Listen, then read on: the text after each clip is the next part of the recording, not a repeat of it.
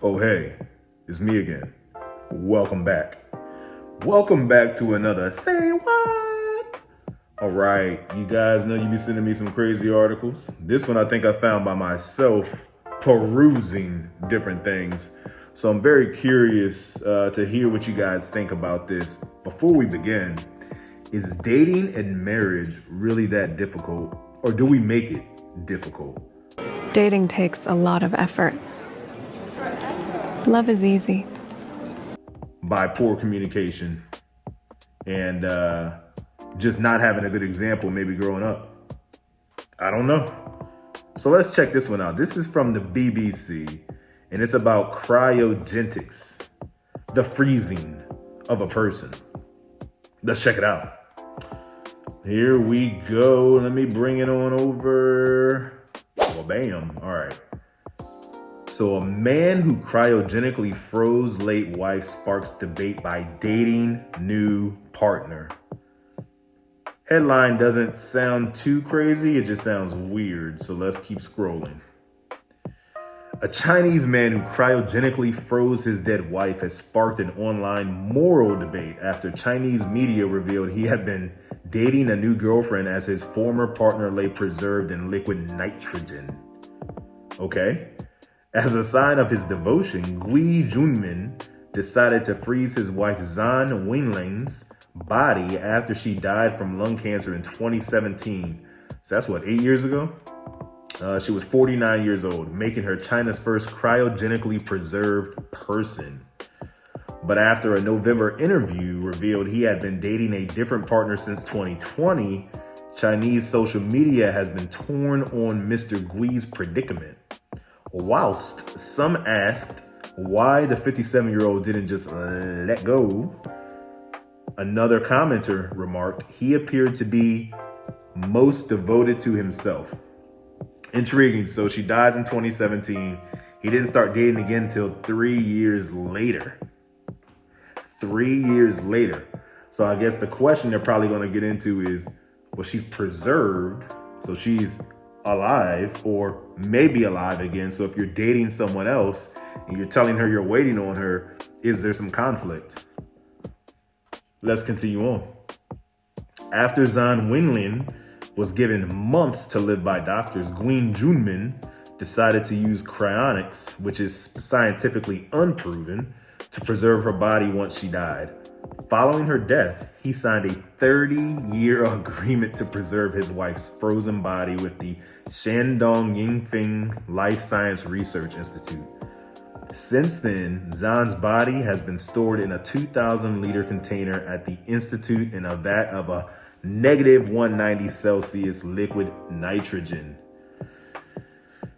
So she's sleeping waiting for him. Okay, very interesting. I can't even talk. A utilitarian relationship. Chinese newspaper Southern Weekly revealed that although Mr. Gui lived alone for 2 years after the procedure, in 2020 he began dating again despite his wife's remaining in cryopreservation.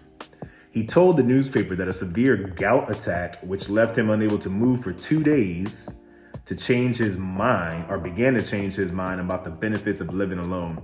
So he had a glimpse with death, I guess, or just what it's like to not have a helpmate, and said, this is for the birds. Soon after, he started seeing his current partner, Wang Junjia, although Mr. Gui suggested to the paper the love was only utilitarian and that she hadn't entered his heart. Kind of harsh, man. That's kind of harsh, right? Reacting to the news, some commentators on the Chinese social media site Weibo showed sympathy for Mr. Gui's plight, highlighting how long it had been since his wife was put in the cryogenic chamber. Some believed it was time for him to move on from his frozen former spouse, adding he should let the departed rest in peace. But others suggested that he had acted selfishly to only satisfy his emotional needs, with one post questioning, would Zhan agree to this? Is it fair to Wang? Is it fair to Wang? I guess she already agreed to be preserved. It's been quite a few years. It's unproven. So would you want to stay alone for the rest of your life with the hopes that this thing is going to work? Or would you just break off your current relationship if it did work? What is cryonics? Anything good here? Let's read about it real quick. Cryonics is where the whole body is cooled down to sub-zero temperatures infused with cryoprotectants, which is similar to antifreeze to prevent ice crystals or ice crystal formation, then preserved in liquid nitrogen. The hope is that the body can one day be revived when future technology makes this possible. The practice is currently used at a smaller scale in day-to-day medicine. I wonder, let's check it out real quick.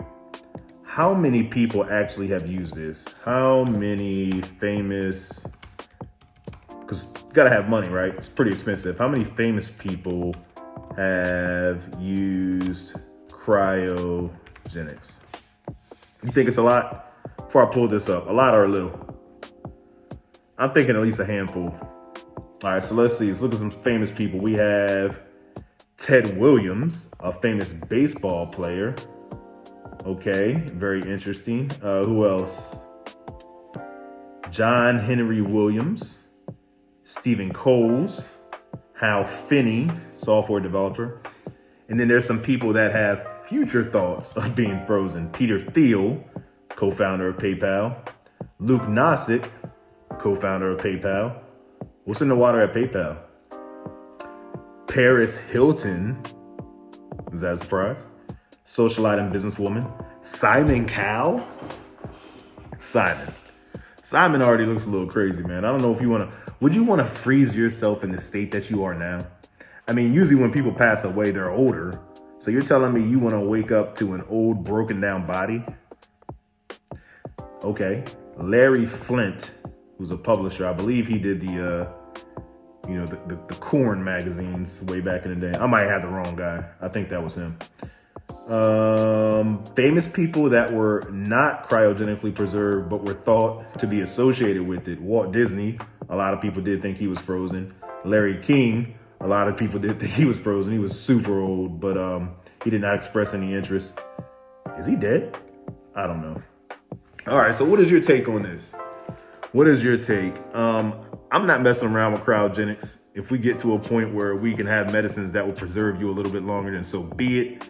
But you're not meant to live forever. So enjoy the time while you're here. Enjoy it with the person that you're with. And leave well enough alone. You see the controversy. Nothing ever good comes from it. It's always, well, what do I do if?